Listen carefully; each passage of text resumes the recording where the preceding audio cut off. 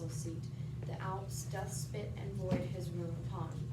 Go down upon him, you have power enough, and in a captive chariot into room, bring him our prisoner. All right, this is the F section, and we're actually at Act 3, Scene 5, and King of France just spoke, and does he say it? We'll have to read the next page. So, Constable, who are you? All right. This becomes the grave. Sorry am I, his numbers are so few. His soldiers sick and famished in their march. For I am sure, when he shall see our army, he'll drop his heart into the single field, and for achievement offer us his ransom, King of France. Now, the constable is now saying, I wish they had more people. It's like, when we beat them, it's not going to be as big a victory, you know, like I wish it were harder. That's actually what Henry says in the speech, the St. Crispin speech. He says, because we are few, that gives us more motivation and it makes the glory greater. The constable says, gee, I wish they were stronger. I wish they were a better team. So when we beat them, it'll look better. France. Therefore, Lord Constable, haste on Mount Joy, and let him say to England that we send to know what willing ransom he will give. Prince Dauphin, you shall stay with us in room. Not so, I do beseech your majesty. Be patient, for you shall remain with us. Now forth, Lord Constable and princes all, and quickly bring us word of England's fall. So, question 40, why would the King of France choose to keep the Dauphin in Rouen rather than in the front lines of the battle? Yeah. Probably because he wants to keep him alive, just in case, something does go wrong, it would be to have a person there to be with him. He's the crowned prince. He's the next guy. You got to protect him. So yeah, that's a good answer. All right, Scene 6. Was I Llewellyn? No, I'm Llewellyn. All right, anybody Gower? You Gower? I think, no, Neil's All Gower. right, Niels Gower, Llewellyn, She's Pistol. I'm Gower. Yeah. Pistol, Llewellyn, Pistol, Llewellyn, Pistol, Gower, Llewellyn. Okay, so we just need Llewellyn, Gower, and Pistol, I think, over the next few pages. Which we will. All right, this is, I guess they're still around Harfleur or in that general area. There's still fighting going on, but it's moved on a little bit. So enter the captains, English and Welsh, Gower and Llewellyn. How now, Captain Llewellyn, come you from the bridge? I assure you there is very excellent services committed at the bridge. Is the Duke of Exeter safe? The Duke of Exeter is magnanimous. Magnanimous. Yeah, that as Agamemnon. And a man that I love and honor with my soul and my heart and my duty and my life and my living and my utmost power. He is not God be praised and blessed any hurt in the world, but keeps the bridge most valiantly with excellent discipline. There is an ancient lieutenant there at the bridge. I think in my very conscience he is a valiant a man as Mark Antony, and he is a man of no estimation in the world. But I did see him do as gallant service. What do you call him? He is called Ancient Pistol. I know him not. Here is the man. Captain, I thee beseech to do me favors. The Duke of Exeter doth love thee well. Okay, Miss Paul, you were laughing. Why were you laughing? Because he said ancient, and he also he says bridge instead of bridge. And also he compliments him. Yeah, He doesn't know he's- it, yeah. because we know that's not the same pistol we know. And, by the way, the word lieutenant was thrown around pretty loosely in those days. You were in the army, you called yourself a lieutenant. That's not necessarily a rank, an official rank here. What's in the the army. definition? What's the difference between like a lieutenant and a sergeant? Is it the same thing? No, sergeants are enlisted men. Sergeants, it's a difference in the commission. Lieutenants are Higher? they are the higher rank. To be a lieutenant, you are an officer. A sergeant is not necessarily, it's not that rank yet. The word sergeant, by the way, comes from the word servant. Isn't that interesting? Because sergeants, that's kind of their job, you know, they kind of serve the officers. All right. I praise God, and I have merited some love at his hands. Bardolph, a soldier firm and sound of heart, and buxom valor, hacked by cruel fate and giddy fortune's furious fickle wheel, that God is blind, that stands upon the rolling restless stone. By your patience, on-chip pistol, fortune is painted blind with a muffler afore her eyes, to signify to you that fortune is blind, and she is painted also with a wheel to signify to you, which is the moral of it, that she is turning an inconstant and mutability and variation, and her foot, look you, is fixed upon a spherical stone, which rolls and rolls and rolls. In good truth, the poet makes a most excellent description of it. Fortune is an excellent moral. Okay, pause just a minute. Turn to page 166.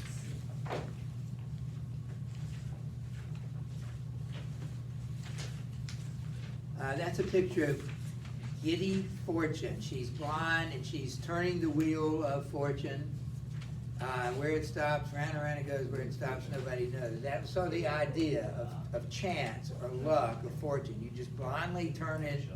That is not a Christian idea, but it is commonly believed. Also, there are a lot of alliterations. Yeah, is that one of the questions? Fortune's furious, fickle, and rolling restless. Yeah, he still hasn't gotten to his point. That is Pistol. Pistol is trying to talk about Bardolph, and Fluellen, he's very verbose. He likes to talk, and so he keeps moving. Pistol. Fortune is Bardolph's foe and frowns on him, for he has stolen a pax, and hanged must he be. A damned death. Let gallows gape for dog, let man go free, and let not hemp his windpipe suffocate. But Exeter hath given the doom of death, for pax a little price. Therefore go speak, the Duke will hear thy voice, and let not Bardolph's vital thread be cut, with edge of penny cord and vile reproach. Speak, captain, for his life, and I will thee requite. On-chip pistol, I do partly understand your meaning. Why then, rejoice therefore. Certainly, on-chip is not a thing to rejoice at. For if, look you, he were my brother, I would desire the Duke to use his good pleasure and put him to execution, for discipline ought to be used. Die and be damned, and figo for thy friendship. It is well. The fig of Spain. Very good. Why, this is an errant counterfeit, rascal. I remember him now, a bald, a cut purse. I will assure you he uttered as brave words at the bridge as you shall see in summer's day. But it is very well what he has spoken to me, that is well, I warrant you, when time is served. Why? 'Tis a goal a fool, rove that now and then goes to wars to grace himself at his return into London under the form of a soldier. And such fellows are perfect in the great commanders' names, and they will learn you by rote where services were done. At such wit, at such and such a scone, at such a greet, at such a convoy, who came off bravely, who was shot, who disgraced, what terms the enemy stood on, and this they come perfectly in the phrase of war. Was they tricked up with new oaths, and what a beard of generals cut, and horrid suit of the campbell do among foaming bottles and ale-washed wits, is wonderful to be thought. But you must learn to know such slanders of the age, or else you may be marvelously mistook. Okay, let's pause just a minute. What is Pistol asking Fluellen to do? Listen to what Pistol said. He said, Sentenced to die for robbery. Fortune is Bardolph's foe, for he has stolen a pax. A pax is a metal tablet bearing the representation of the crucifixion. He's stolen something from a church and must be hanged for it. According to Pistol, it's a little thing. He stole a little thing. Certainly, you can talk to Exeter and not hang him. Remember, we told you that Bardolph and Nim have been stealing things when they were over there. Yeah. And so he asked him, and then Fluellen said, well, if he were my own brother, I would have him hanged. and Pistol basically does something with his hand as in a gesture to indicate to Llewellyn that, you know, where you can go right now. That's what he says, the figo for that friendship, and it's, I don't get the connection, but it is, if you'll notice, it's a contemptuous gesture. And for somehow Llewellyn misses it, he can't hear that, but Gower sees it, and he says this guy is Gower's talking about Pistol, and talking about what a rogue he is and a fool. So anyway, that's what's happening, yeah. I have a random question about them. Yeah.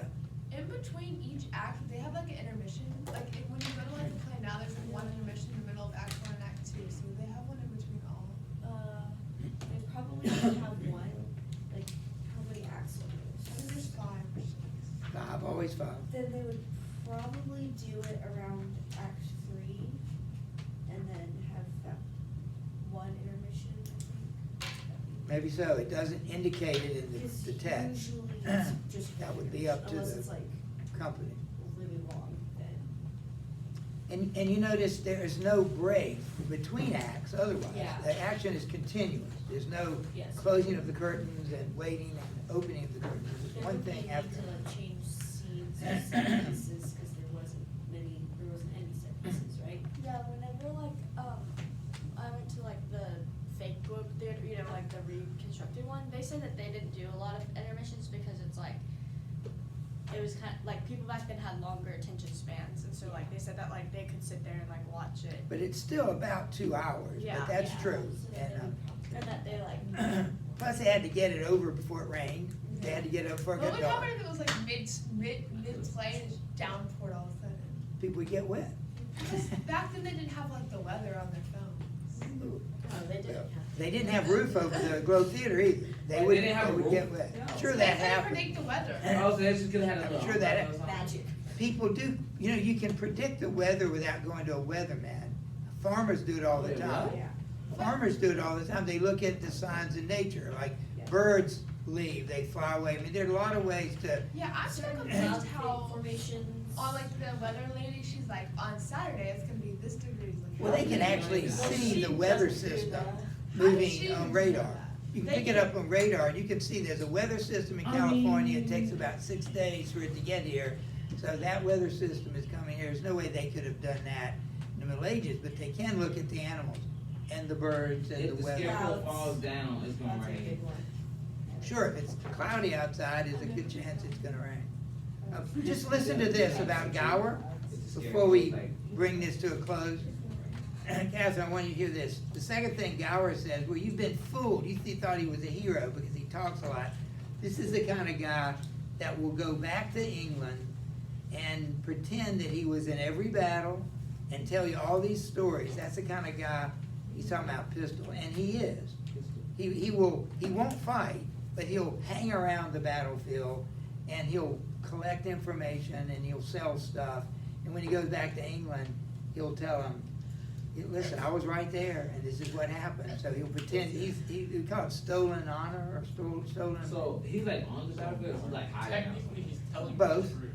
Yeah, he's telling what he saw, but he just didn't fight himself. I wouldn't fight. He didn't fight in the battle. Let's finish with Llewellyn and, yeah. I tell you what, Captain Gower, I do perceive he is not the man that he would gladly make show to the world he is. If I find a hole in his coat, I will tell him my mind. Okay, he will meet again. The two, Pistol and Llewellyn, will meet again, and it's an interesting scene. Drumming colors enter the King of England, and this is still Llewellyn. Who's King Henry? Take, No, you should, integrate stuff Oh. to hark you. Hark you, the king is coming, and I must speak with him from the bridge. God bless your majesty. How now, Llewellyn, camest thou from the bridge? Aye, so please your majesty, the Duke of Exeter has very gallantly maintained the bridge. The French is gone off, look you, and there is gallant and most brave passages. Mary, the adversary, possession of the bridge, but he is enforced to retire, and the Duke of Exeter is master of the bridge. I can tell your majesty the Duke is a brave man. What men have you lost, Llewellyn? The perdition of the adversary hath been very great, reasonable great. Marry, for my part, I think that the Duke hath lost never a man but one that is like to be executed for robbing a church. One Bardolph, if your majesty know the man. His face is all buckles and whelks and knobs and flames o' fire. And his lips blows at his nose, and it is like a coal of fire, sometimes blue and sometimes red. But his nose is executed, and his fire is out. We would have all such offenders so cut off. And we give express charge that in our marches through the country there be nothing compelled from the villages, nothing taken but paid for. None of the French upbraided and abused in disdainful language.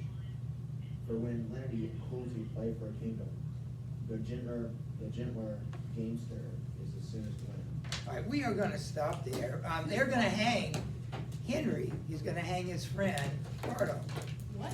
Is because Llewellyn, he's guilty. is Llewellyn trying to say adversary? Yes, adversary. Wait, that's what I thought. I was like, who's Montjoy? No. He's the messenger. No, but was that If me you when want we were? Vegas for it. I think it was. Is that what? I think that was me. Oh, the video was. Why? Thank you.